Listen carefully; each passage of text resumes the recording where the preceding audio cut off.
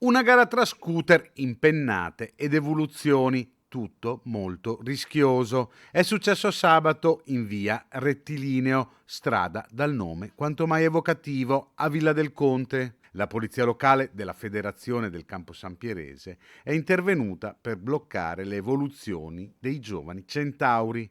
Alla vista della pattuglia, il gruppo si è dato alla fuga. Non è però bastato a sfuggire agli agenti che, grazie anche alle telecamere presenti sul posto, hanno individuato i trasgressori risalendo ai proprietari dei 6 mezzi che sono stati sequestrati. Per loro in arrivo anche una multa da 83 euro e il fermo degli scooter per 60 giorni.